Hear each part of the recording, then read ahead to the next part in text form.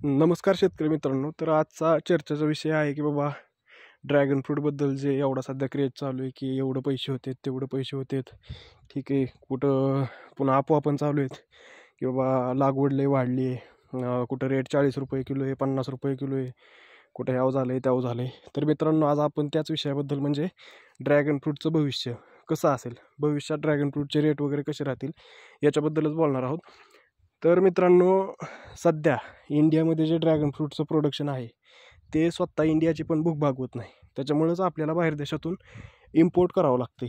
त्याच्यामुळे मित्रांनो, याच्यावरून तर आपण समजू शकतो की ज्यावेळेस आपली गरज पूर्ण होईल आणि तिथून शिल्लक राहील त्यावेळेस ड्रॅगन फ्रूटचं हे म्हणजे आपलं डिमांड कमी होईल आणि त्याच्यामुळं रेट वगैरे पडतील. तर मित्रांनो, हा एक मुद्दा झालाच. दुसरा मुद्दा म्हणजे यावर्षी तरी काय रेट कमी पडलेले नाहीत. जुलैमध्ये एक टाईम आला होता, पण जुलैमधला फ्लश सगळ्याचाच मोठा असतो. त्याच्यामुळं जर मार्केटमध्ये सप्लाय जास्त झाला तर सध्या याच्यामध्ये कसं आहे, पोस्ट हार्वेस्टमध्ये नाही आहे, म्हणजे की बाबा स्टोअर करायचे वगैरे जास्त ऑप्शन्स नाही आहेत की आपण आज स्टोअर करू एका महिन्याने विकू. सध्या काही तसे जास्त ऑप्शन्स नाही आहेत. त्याच्यामुळे एक जुलैमध्ये थोडेसे हाल झाले होते, थोडेसे झाले होते, जास्त काय नव्हते, म्हणजे 70-80 रुपयापर्यंत रेट टिकून होते एक नंबर मालाला. तर दुसरा विषय झाला, प्रोडक्शन झालं, डिमांड झालं, सप्लाय झालं. त्याच्यानंतर झाला की ड्रॅगन फ्रूटमध्ये पोस्ट हार्वेस्टमध्ये आता बरेच शेतकरी उतरायला लागलेत. ड्रॅगन फ्रूटपासून वाईन तयार होते. म्हणजे सध्या काय आपल्या देशात तर नाही आहे प्लांट माझ्या माहितीनुसार तरी, पण बाहेर देशात वाईन वगैरे तयार होते, जाम होते, जेली होते, RTS होते, रेडी टू सर्व फूड्स. नंतर चिप्स वगैरे बनत आहेत. ब्युटी प्रोडक्ट्स आणि कॉस्मेटिक्समध्ये पण ड्रॅगन फ्रूटचा यूज होते. त्याच्यापासून सोप्स म्हणा किंवा काही क्रीम वगैरे तयार होत आहेत.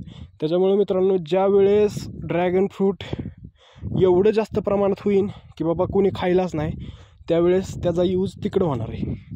त्याच्यामुळं मित्रांनो, ड्रॅगन फ्रूटमध्ये माझ्या तरी माहितीनुसार की बाबा अशी काय अडचण येणार नाही की एकदम कवडी मोल 10 रुपयांनी 20 रुपयांनी विकावं लागेल. माझ्या माहितीनुसार एक 40-50 रुपये तरी रेट एकदम स्टेबल राहील. आणि जरी 50 रुपये जरी रेट स्टेबल राहिला तरी मित्रांनो, मरणाचं प्रोडक्शन निघते. पहिल्या वर्षी 4 टन माल निघतो कमीत कमी. म्हणजे मी जी काढला ती सांगतो, लई लोक तर गोखतात 7 टन, 8 टन, 10 टन.